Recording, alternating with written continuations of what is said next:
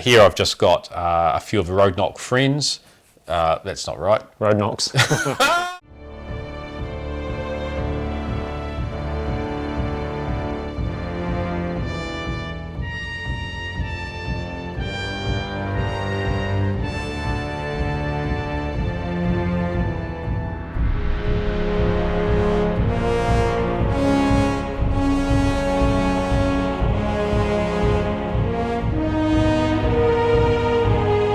Hey everybody, and welcome back to the Two Barbarians YouTube channel. I'm Wade. I'm Lee. And we thought today we'll delve into a little bit of G.I. Joe. We haven't actually touched on G.I. Joe yet, so I've just got my hands on the Gnawgahyde figure.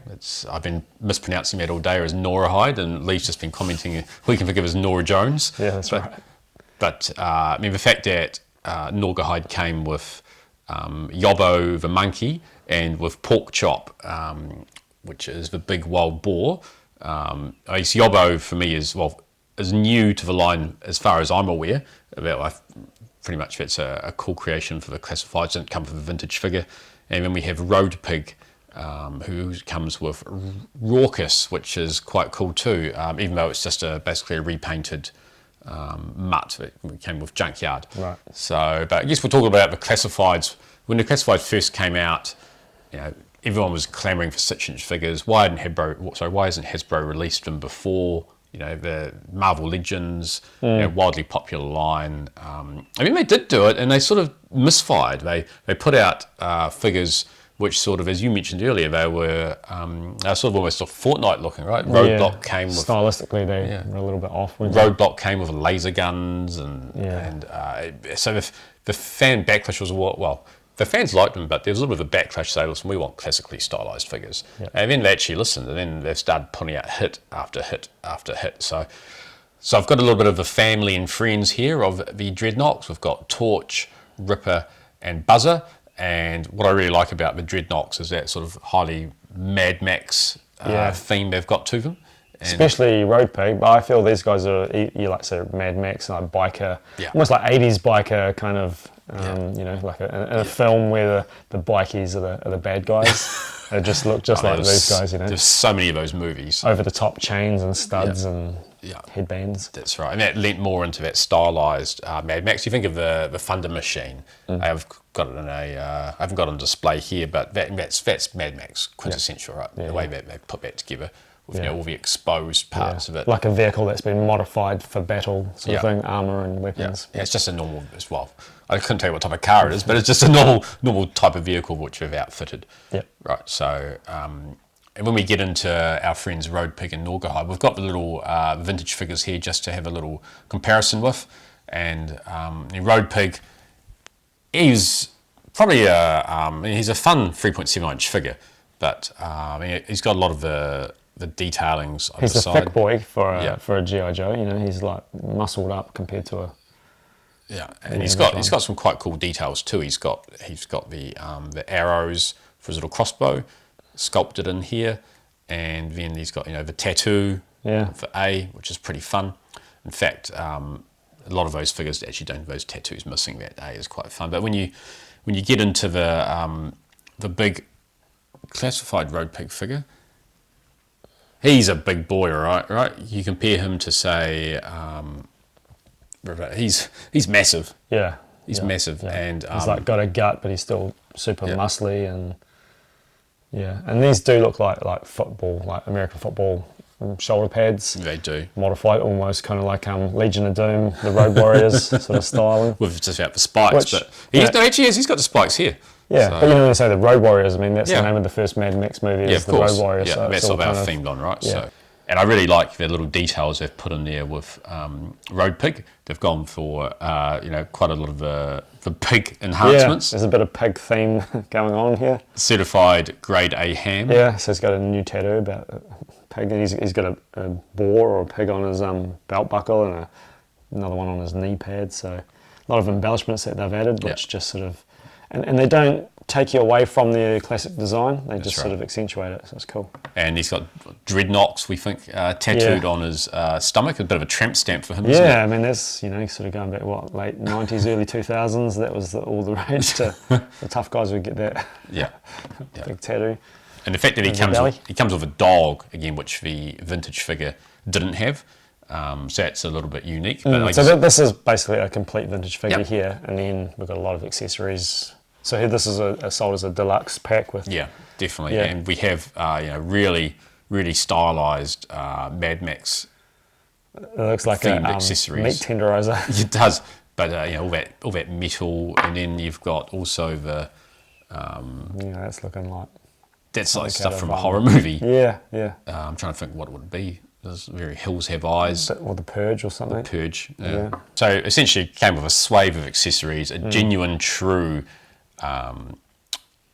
deluxe figure. I think with Hasbro's a few lame attempts at deluxe figures. For example, the Rebel Commando from Endor, they called a deluxe figure, and it only had about two or three things to it. Yeah, That was deluxe? That was supposed to be a deluxe figure, yeah, because it came with hardly any. Face plates and I think so. Face plate that you could put in the backpack. Yeah. But yeah, so that's a genuine one. So you really get your bang for your buck, as you do with Gnawgahyde. He's, in terms of character, he's a sort of a Crocodile Dundee stylized figure. Big game hunter. Yeah, right. Out to cause a bit of mayhem. It's different enough from the original Dreadnoks too. You think about the original Dreadnoks, they had Zartan and Xandar and Zarano. They feel a little bit more sort of swamp-styled characters. Swamp, punk, and biker kind of all mixed sort of together. bayou type. And sort of mercenary as well. Yeah. Whereas these guys, they definitely feel more biker gang stylized. Yeah. And then you've got Mad Max, and then you've got sort of Crocodile Dundee. Yeah, it's almost like they're the misfits that don't quite fit as, Yeah. the Cobra sort of. Yeah. But military. that makes them really cool, because you can do some absolutely whack job style detailing on them, right? So Yeah. that you wouldn't put a Cobra Viper. Yeah. Wasn't there like a cool skiff vehicle for the Dreadnoks as well? Like a swamp skiff? Yeah, there's a Swamp Fire, which Right. was Does it come with a pilot? No, it didn't. So, No. it was So basically, he would be, someone like him would be kind of perfect for that, possibly. yeah, or probably one of the original ones, maybe a monkey wrench Right. for that. But yeah, so he comes with some cool bits outside of pork chop and yobbo. Yeah, and some of the cool accessories that Gnawgahyde came with. It's basically a repainted sniper rifle bag of low light. So the fact that you can actually have everything is removable from the pack, including the rifle. So that has the scope and the silencer, and then you have the little tripod balancing. That's pretty fancy. You've built. Yeah, So I've basically built the this one here, like. the same styled as when you look at them, very similar. Although this is obviously just a repaint, so it's never going to be the same as this. In fact, I don't like that it's actually multicoloured too. It'd be much cooler if it was just black. Black, yeah. Was this reused from another figure? No, that one was Really? new. So okay. Yeah, so he had his own, which is quite fun. And outside of that, it comes with a standard, interesting styled bow, which looks very high tech, right? Yeah, it's like those a compound bow, the ones Yeah. with all the. Ones that they look like they use in the Olympics, right? Yeah. So, whereas opposed to the original figure has basically just got a bow and arrow. Yeah, So, I guess it's been sort of modernised really Yeah. with more of what you would use if you're bow hunting today yeah. or something. And the cool thing is this arrow just fits in the backpack, Yeah. which is quite cool. Just fits there and there, and then this connects into the backpack, It does. which is quite fun. And then you can actually basically have him hanging on to this in one hand, Oh yeah. and He's you've got all those bits. you've got the machete, and essentially that's really cool. Whereas opposed to all of Road Pig's accessories, there's so many alternate heads and things that they actually have to. Right. So you pick a display option and then Yeah. you have to bag up the rest. Yeah. Whereas you can kind of have a lot of his stuff all on them if you bag up the sniper rifle Yeah. and hold the case and then you've Yeah. got everything clipped on them. I like that. Yeah, that's quite cool. I know you like your accessories. I which do. I clip like in. I don't know, what would you call it, a sheath? Yeah, he's got two knives too, so Yeah. the knives come out of the sheaths too. That is one of my things that I really do like about a toy line, especially with a vintage one. If they had a way to actually, if they came with knives or guns and backpacks, if there was a way to actually like clip a lot of the accessories onto them, I was like, it was just a plus, a bonus. So it's pretty cool. And you've got some thoughts on Well, yeah, just pork chop, don't you? Observation, and yeah, basically how the original. So this pork chop, he's like his color scheme and very sort of basic, but cool little add-on. And then this new one, which hopefully this monkey will stay on his back, but just some really quite impressive articulation. He's got like a waist swivel and head, multiple joints, and the jaws. I will call that articulation, but yeah, that's fun. The ring, the spikes, and it's just really impressive. And you say like that they didn't really, they haven't really cut costs on this. This could have just been like I don't know, what you call it, a slug or whatever, like just a one piece, highly detailed, nicely painted. But like that's a lot of effort to go to make this. I mean, one thing I find with articulated animals, it's really hard to find like a cool animal pose because you can sort of pose human characters, but posing animals is a bit hard. Normally just put them in like a 4 legs down, don't fall over stance, but it's still very cool. And I think I've been in just a few of the classifieds now. I was initially what's a few? A few. Well, I'm picking. No, Less than 30. I'm picking and choosing just for sort of the core characters that I really enjoyed. I'm not getting into the strange ones that they're making. Right. But yeah, so I mean the next one, because I love the animal companions, the next one I want is Law and Order. Yes. So when it comes out with the Alsatian, right? So have you got Snake Eyes and Timber? yes, I do. Yeah. I think there's a Snake Eyes with a polar bear coming out. Oh. Was that a thing? Was it at some point? Yeah, I think when he went to the Arctic, that was quite. That would be something I could be interested in, but I haven't made my mind up yet on that. See if it goes on clearance, and then it's a no-brainer. Yeah, but yeah, the good thing is that they have been coming down a bit in price, and they're actually a little bit easier to get than some other figures that are coming out. Yep.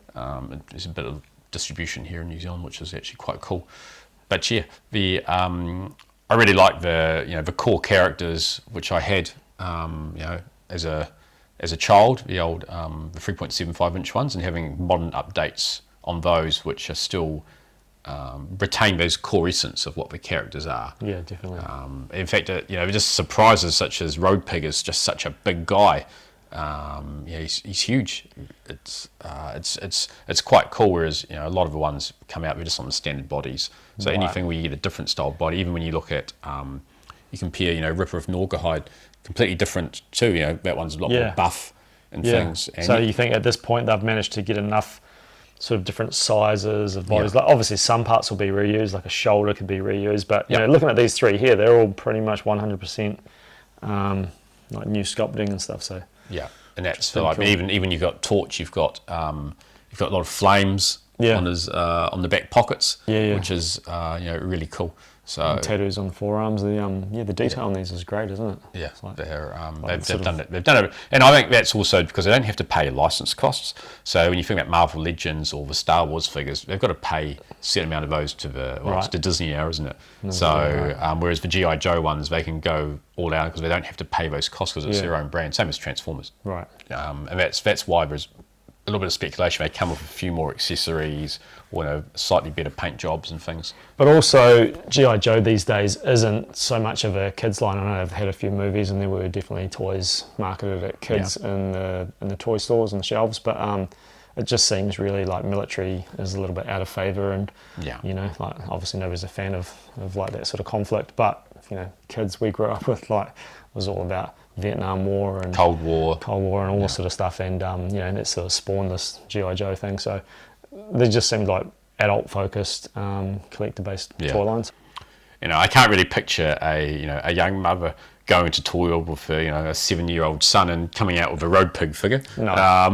No. As an idol, I can easily see them coming out with a Jurassic Park dinosaur or some such. Dinosaurs, Transformers, but the GI Joe ones, I could see them potentially for Snake Eyes. Snake Eyes got that cool sort of ninja look, but Dreadnoks themselves, I just think these are genuinely made for adults. Yeah, the era of these being sort of aimed at kids has kind of been and gone, and But it doesn't say that the property doesn't retain some timelessness though, because it is a cool property, and these figures are they are really really cool, and they I think a lot of people who haven't got on the line, they've come in more recently and just focusing on maybe just bit of Cobra, Right. or their favourite Joes. You know, I want a Roadblock and I want a Duke, or I want Snake Eyes. But for me, it's more sort of I want the ones which come with the companion pets, because in the end you can swap those pets around for different lines too, right? So Right. yeah, it's Do like, some other things. Yeah. yeah. I know I've got my Snake Eyes. I've got Timber up on Snake Mountain, just sort of running around as a dog. Right. So that's what I call like that. And I guess as a subset too, it's a little bit easier to, you know, on a higher price collector line to go, well, like, you know, Dreadnok is only maybe what, 10, 12, I don't even know how many Dreadnoks there are, but I don't think there's a whole lot, is there? No. And so, you know, you could just sort of pick and choose, whereas if you went, you know, I mean, how many individual vintage G.I. Joe figures are there, like in the hundreds? Yeah, definitely. Yeah, and they're all like available for them to make, as you say, it's their license. They could, and they have actually come up with some, you know, who, I don't know his name, is it Bazooka? Like the first version they released was like the Tiger Force version. Is that right? No, the first version was different. Then the Tiger Force came out after it. No, in Classifieds. Oh, Classifieds. Classifieds brought out the Tiger Force version first, and all the fans were like, well, that's great, but we all kind of would like to have the iconic version, not... You've started with the basically like the repaint. Well, that's so you can buy both, right? They want you. You're going to buy the first version, which happens to be a repaint, basically, and then you'll end up getting. No, I got both actually, so I don't mind the looks of Bazooka, but but now I wouldn't have, because that was when I was early in the line. I was sort of grabbing them all. Yeah. But nowadays, now you've realised it's going to go on for another 10 years, and you don't have space for another 300 action figures. Yeah, I love it when we get our wires crossed about who's talking about what. It happens more often than you think. But yeah, anyway. Thank you, everyone. We hope you enjoyed our little Dreadnok episode. Dreadnok holiday. Friends and family. Yeah. Anyway, I'll stop calling them Roadnoks now. So. And Gnawgahyde. Yeah, Gnawgahyde. So anyway, we'll catch you later next time. Don't forget to hit that like and subscribe button, and ciao ciao. Bye.